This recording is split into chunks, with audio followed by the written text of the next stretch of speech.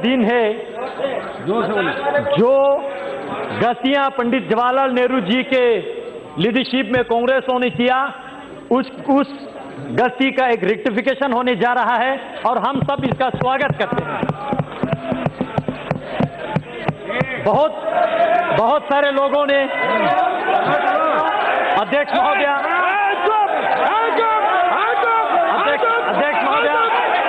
बोलने दीजिए। आप लोगों का मैंने सुना, बहुत बोला आप लोगों ने बोला, बैठिए, बोलने दीजिए। सुनने की क्षमता रखिए, सुनने की क्षमता रखिए। अध्यक्ष जी बैठिए, आप भी बैठ जाइए, प्लीज बैठ जाइए, आप भी बैठ जाइए, बोलने दीजिए। अध्यक्ष जी, हाँ बोलिए। पूरे चर्चा को मैं अच्छी तरह से सुन रहा था और बहुत लोगों ने, मुझे खुशी हुआ, बहुत लोगों ने लद्दाख, लेह, करगिल का जिक्र किया, लेकिन मैं जानना चाहता हूं क्या वाकई वो लद्दाख जानते हैं ये लोग? आज तक बीते 71 साल 7 डेकेड्स लद्दाख को बिल्कुल अपनाया नहीं, बिल्कुल फेंक के रखा वहां पे और वक्तव्य दिया इसी सदन में। वो जमीन है का टुकड़ा है जहां पे एक तिनका का घास नहीं उगते हैं। ऐसे वक्तव्य देने वाले क्या लद्दाख को समझते हैं? क्या लद्दाख के विशेष संस्कृति को जानते हैं? क्या लद्दाख के भाषा को जानते हैं? क्या लद्दाख के रहन सहन, खान पान, वहां के ज्योग्राफिकल कंडीशन, क्लाइमेटिक कंडीशन, जो दुर्गम क्षेत्र है, क्या वो जानते हैं या खाली किताबें पढ़ के बोल रहे हैं? अध्यक्ष महोदय, लद्दाख ने पिछले 71 ईयर यूटी के लिए संघर्ष किया। हम भारत देश के अटूट अंग बनना चाहते थे। अध्यक्ष जी, मैं डॉक्टर श्यामा प्रसाद मुखर्जी जैसे वीरों का, कुशोक बाकुला रिम्पोचे जैसे महान व्यक्तियों का, थुप्तान सेवांग जैसे, जिन्होंने लद्दाख को यह दिशा दिया कि हमें भारत के साथ रहना है, भारत के जयकार करना है, अपने देश के लिए मत मिटने के लिए तैयार रहना है। और आज तक बहुत सारे यहां पे हिस्ट्री का रेफरेंस दे रहा था। मैं याद दिलाना चाहूंगा, चाहे 1965 के वार हो, 1971 का हो या 1999 का हो या 1948 के कबीले हमला का हो, इतिहास चेक करके देखिए, लद्दाख ने हमेशा बलिदान दिया, हमेशा देश के लिए मर मिटने के लिए तैयार रहा। लेकिन दुर्भाग्य की बात है, आज यहां पे मेरे साथी कश्मीर के ऑनरेबल मेंबर पूछ रहे थे, धारा 370 हटने से क्या खोएंगे? मैं एक चीज जरूर कहना चाहूंगा, एक चीज जरूर खोएंगे, वहां 2 परिवार का रोजी रोटी खोएंगे और कुछ नहीं खोएंगे।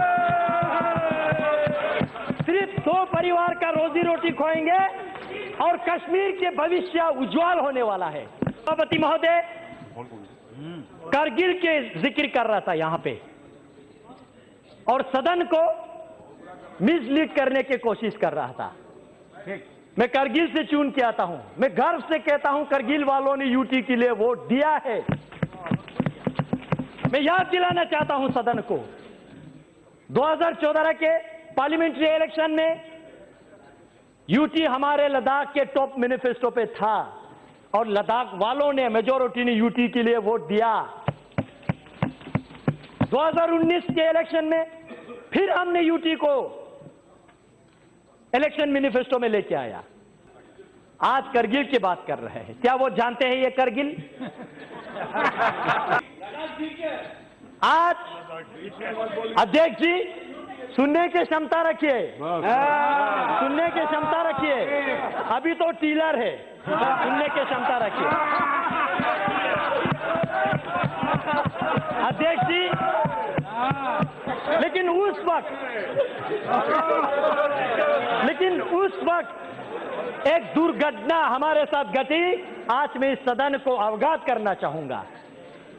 तब के लेह में आपके एनसी के डिस्ट्रिक्ट प्रेसिडेंट, पीडीपी के डिस्ट्रिक्ट प्रेसिडेंट, जिन्होंने यूटी के मेमोरेंडम को साइन किया, उन लोगों को आपके कश्मीर के एनसी और पीडीपी ने वहां से प्रेस रिलीज जारी करके अपने पार्टी से बाहर निकाल दिया। आज डेमोक्रेसी की बात कर रही है लोग, लोकतंत्र की बात कर रहे हैं। क्या वो थे आपका लोकतंत्र?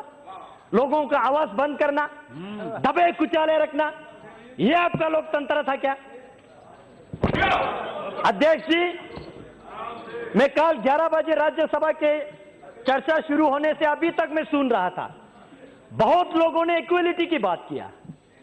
धारा 370 जाएगा तो जम्मू कश्मीर में इक्वलिटी नहीं रहेगा, ये होगा वो होगा। मैं सदन से पूछना चाहता हूं, आपके माध्यम से इस सदन में मैं उनको पूछना चाहता हूं जो ऐसा वक्तव्य देते हैं। आपने जब भारत सरकार से फंड लेते समय जम्मू कश्मीर लद्दाख तीनों क्षेत्र आप फंड लेके जाते हो, जब लद्दाख में विकास करने के लिए आते हो तो पूरे लद्दाख के फंड आप कश्मीर में खा जाते हो। क्या ये आपका इक्वालिटी है? क्या ये है आपका इक्वालिटी? जम्मू कश्मीर में 2 कैपिटल है, एक समर कैपिटल और एक विंटर कैपिटल।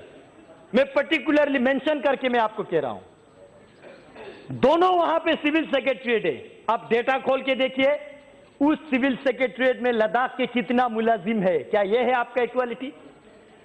अगर आप 1000 एम्प्लॉयज क्रिएट करते हो, जॉब क्रिएट करते हो, जम्मू वाले तो खैर लाट झगड़ के कुछ ले लेते हैं, लेकिन लद्दाख वालों को 10 नौकरियां भी आप नहीं देते। क्या यह है आपका इक्वालिटी? हसनैन मसूदी जी यूनिवर्सिटीज की बात कर रहे थे, मैं उनके साथ कांग्रेस वालों को याद दिलाना चाहता हूं। मैं कांग्रेस वालों को याद दिलाना चाहता हूं, आपने 2011 में कश्मीर में आपने एक सेंट्रल यूनिवर्सिटी दिया, जम्मू में एक सेंट्रल यूनिवर्सिटी दिया। जम्मू वालों ने लाट झगड़ के दिया नहीं, लाट झगड़ के लिया। लेकिन उस वक्त में स्टूडेंट यूनियन का लीडर था।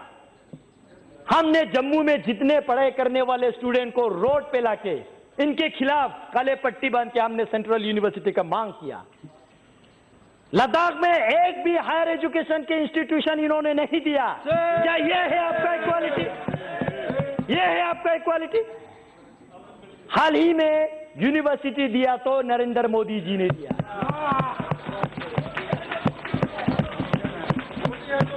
मोदी है तो मुमकिन है, सही में।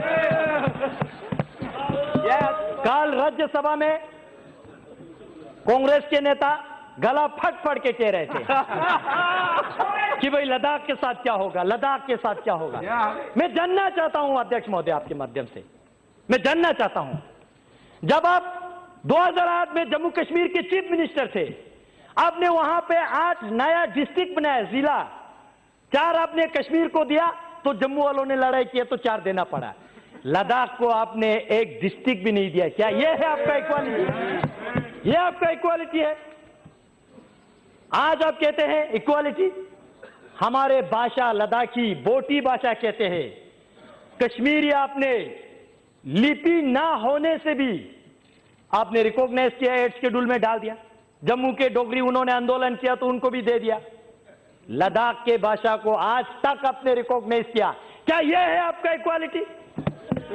अध्यक्ष जी, सेक्युलरिज्म और डेमोग्राफी की बात किया जा रहा है यहां पे। मैं जानना चाहता हूं, जिस कश्मीरी पंडितों को आपने इस धारा 370 के मिसयूज करते हुए लात मार के रातों रात निकाल दिया, क्या यह है आपका सेक्युलरिज्म? यह है आपका सेक्युलरिज्म? इसी धारा 370 को आपने मिसयूज करते हुए काल वक्तव्य दे रहा है गर्व से। लद्दाख में पहले बौद्ध संख्या ज्यादा था, आज मुस्लिम संख्या ज्यादा है। मैं अफसोस के साथ कहना चाहता हूं, यह आपने धारा 370 को मिसयूज करके जम्मू कश्मीर में आपने बुद्धिस्ट को खत्म करने की कोशिश किया। यह है आपका डेमोग्राफिक मेंटेन, यह है आपके सेक्युलरिज्म। अध्यक्ष महोदय, यही जिन परिवारों ने, मैं नहीं कहता हूं कि वहां पे शासन किया, मैं कहता हूं राज किया, यही परिवारों ने 1979 में लद्दाख को बंटवारा किया, बुद्धिस्ट मेजोरिटी के साथ लेह डिस्ट्रिक्ट, मुस्लिम मेजोरिटी के साथ करगिल डिस्ट्रिक्ट, और हम दोनों भाइयों को लड़वाया आज तक। ये है आपका सेक्युलरिज्म? फूट डालो, राज करो। क्या ये है आपका सेक्युलरिज्म? आज करगिल की जिक्र कर रहे थे, कह रहे थे कि करगिल बंद है। किसने कहा आपको करगिल बंद है? जानने की कोशिश कीजिए। मैं हूं लद्दाख से, मैं चुन के आ रहा हूं, आप नहीं आ रहे लद्दाख से। आप बैठिए, आप आराम से बैठिए, आप बैठिए। भाई साहब, आज तक आप लोगों ने बोला, आज हमारा बोलने का मौका है। बैठिए, बैठिए, आप मोदी शासन है, बैठिए। ये सिर्फ एक रोड और छोटा सा मार्केट को करगिल समझ बैठे हैं। भाई साहब, अगर आपको कारगिल देखना है तो ज़ांस्कार जाइए, वाखा मुलबेक शारगोल जाइए, आर्यन वैली जाइए, दर्शिक गरखोन देखिए। 70% कारगिल के एरियाज जो है, वहां के लोग जो है आज इस डिसीजन को वेलकम करते हैं, इस बिल के समर्थन करते हैं। किताबें पढ़ के नहीं आता हूं, लेकिन ग्राउंड की रियलिटी महसूस करके। अध्यक्ष जी, कारगिल में जो अभी कह रहा है, ये इन्होंने फोन करके करवा रहा है। उनको भी नहीं पता है वो लोग क्या कर रहे हैं। उनको अपने भविष्य के लिए सोचना चाहिए, इनके जबान पे नहीं जाना चाहिए। ये अपने मुफ्त के लिए, अपने हित के लिए किसी को भी ना चाहेंगे। अध्यक्ष जी, आज से 66 वर्ष पहले जनसंघ के संस्थापक डॉक्टर श्यामा प्रसाद मुखर्जी ने 1953 में जो उन्होंने संघर्ष लिया, एक देश में 2 विधान, 2 निशान और 2 प्रधान, नहीं चलेगा, नहीं चलेगा। और इसी के संकल्प में मैं गर्व के साथ कहता हूं, इनको नहीं पता लद्दाख वालों ने अभी क्या किया आज तक। 2011 में आज ये कह रहे कि हमारा झंडा जा रहा है, झंडा जा रहा है। भाई साहब, आपका झंडा तो लद्दाख वालों ने 2011 में नकारा है। लद्दाख ऑटोनमस हिल डेवलपमेंट काउंसिल ले ने रेजोल्यूशन पास किया 2011 में। जम्मू कश्मीर के जो झंडा, लद्दाख ऑटोनमस हिल डेवलपमेंट काउंसिल की चेयरमैन, एग्जीक्यूटिव काउंसलर, जो कैबिनेट और डिप्टी मिनिस्टर के रैंक के होते, उनको उनके गाड़ी को लगता था। हमने उस झंडा को नकारा, हमने नेशनल एम्ब्लेम वाला वहां पे लगाया, क्योंकि हम भारत देश का अटूट अंग बनना चाहते हैं। यह है लद्दाख, क्योंकि हम मानते हैं आन देश की शान, देश की हम संतान है। 3 रंगों से रंग तिरंगा अपनी ये पहचान।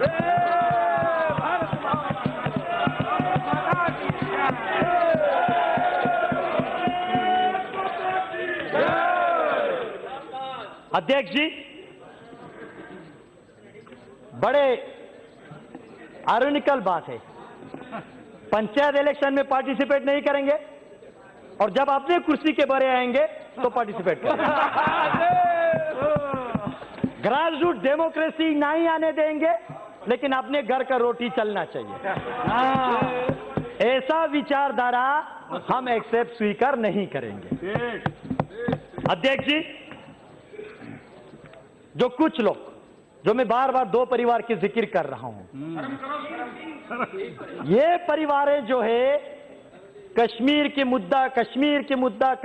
मुद्दा जो ढिंडोरा पीट रहा है, वो समाधान चाहने वालों में से नहीं है। They are the parts of problem. वो इस प्रॉब्लम का, इस समस्या का पार्ट बन चुके हैं, अंग बन चुके हैं। नशे में है वो आज भी समझ रहे कि कश्मीर तो मेरा बाप का जागीर है। नहीं रहा, नहीं है। अध्यक्ष जी, मैं अंत में इसको कंक्लूड करने से पहले मैं भारत सरकार को धन्यवाद देना चाहता हूं।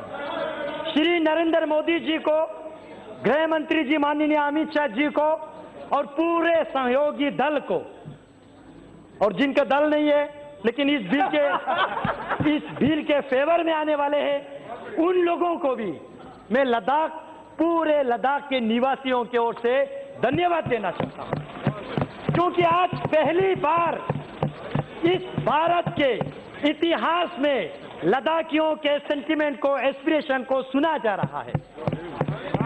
उस लद्दाख के जो चीन के साथ, पाकिस्तान के साथ सीमाएं लगते हैं, उस लद्दाख के महत्वपूर्ण को समझ रहे हैं। इस सरकार में इस बिल को हम वेलकम करते हैं और हम एक अंत में, जो लोग अभी तक कंफ्यूज में, उनको एक रिक्वेस्ट छोटा सा करना है।